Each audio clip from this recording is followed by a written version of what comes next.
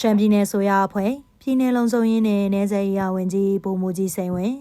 ပအိုးကိုပိုင်အောင်ချုပ်ခွင့်ရဒေသဟိုပုံမြို့နယ်အတွင်းဒေသဖွံ့ဖြိုးရေးလုပ်ငန်းဆောင်ရွက်မှုများကွင်းဆင်းကြည့်ရှုစစ်ဆေးတဲ့သတင်းကိုတင်ဆက်ပါမယ်ရှင်။ရှမ်းပြည်နယ်ဆိုရအဖွဲ့ဝင်ပြည်နယ်လုံးစုံရင်းနဲ့နယ်စပ်ရေးဝန်ကြီးဗိုလ်မှူးကြီးစိန်ဝင်းသည်ပအိုးကိုပိုင်အောင်ချုပ်ခွင့်ရဒေသဦးစီးအဖွဲ့ဥက္ကဋ္ဌဦးခွန်ရဲထွေးနှင့်အဖွဲ့ဝင်များဆယ်မြောင်းနေရေးအသုံးချမှုစီမံခန့်ခွဲရေးဦးစီးဌာနမှတာဝန်ရှိသူများနဲ့အတူပအိုးကိုပိုင်အောင်ချုပ်ခွင့်ရဒေသဟိုပုံမြို့နယ်အတွင်းဒေသဖွံ့ဖြိုးရေးလုပ်ငန်းများဆောင်ရွက်နေမှုအခြေအနေများကိုဖေဖော်ဝါရီလ3ရက်နေ့နနက်ပိုင်းကကွင်းဆင်းကြည့်ရှုစစ်ဆေးခဲ့ပါတယ်။ဦးစွာပြည်내ဝန်ကြီးနဲ့အဖွဲ့သည်ပအိုးကိုပိုင်အောင်ချုပ်ခွင့်ရဒေသဟိုပုံမြို့နယ်အတွင်းရှိမြို့မရေလွဲဆဲအားတွားရောက်ကြည့်ရှုစစ်ဆေး၍လိုအပ်သည့်များမှာကြပြီးနမ်ပေါ်ဟုံကျေးရွာအုပ်စုဟိုနန့်ကျေးရွာအနီးရှိဟိုနန့်ရေထွက်ကြီးရေလွဲဆဲအထွေထွေပြုပြင်ခြင်းလုပ်ငန်းများဆောင်ရွက်နေမှုအခြေအနေကိုတွားရောက်ကြည့်ရှုစစ်ဆေးရာ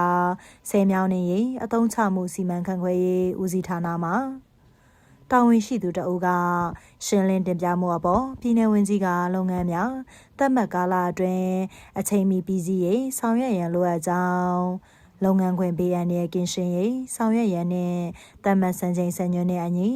အရေးအသွေးပြည့်မီအောင်ဆောင်ရွက်ရန်လိုအပ်ကြောင်းမှာကြားခဲ့ပါတယ်။ထို့နောက်ပြည်내ဝန်ကြီးနဲ့တာဝန်ရှိသူများသည်ပအိုးကိုပိုင်အောင်ချုပ်ခွင့်ရဒေသ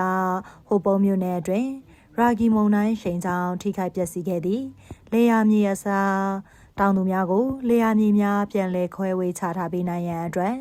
ရှမ်းပြည်နယ်အစိုးရဖွဲ့၏ကြီးကြပ်လမ်းညွှန်မှုဖြင့်ဆောင်ရွက်လျက်ရှိသည့်ကုန်းမြင့်လေယာမြေဧက250ဖော်ထုတ်ခြင်းလုပ်ငန်းနေရာသို့တွားရောက်ကြည့်ရှုစစ်ဆေးရာစက်မှုလေယာဦးစီးဌာနအမှတ်4ကုန်းမြင့်ဒေသလေယာမြေဖော်ထုတ်ရေးစီမံကိန်းရုံးမှတာဝန်ရှိသူတအုပ်ကလုပ်ငန်းဆောင်ရွက်မှုအခြေအနေများရှင်းလင်းတင်ပြပြီးစိုက်ပျိုးရေးဦးစီးဌာနနဲ့ကြေးတိုင်းနဲ့မြေစည်ရင်းဦးစီးဌာနတို့မှတာဝန်ရှိသူများကအထွေထွေဆွေးနွေးတင်ပြကြရာတင်ပြမှုများအပေါ်ပြည်내ဝန်ကြီးကအရေးအသွေးပြည့်မိသည့်ကုန်းမြင့်လေယာများစနစ်တကျဖော်ဆောင်ရန်လိုအပ်ကြောင်းသတ်မှတ်ကာလအတွင်းအချိန်မီပြီးစီးအောင်ဆောင်ရွက်ရန်နဲ့လုပ်ငန်းခွင်ပေးရန်တည်းကင်းရှင်းရေးဆောင်ရွက်ရန်မှာကြားခဲ့ကြောင်းသိရှိရပါတယ်ရှင်။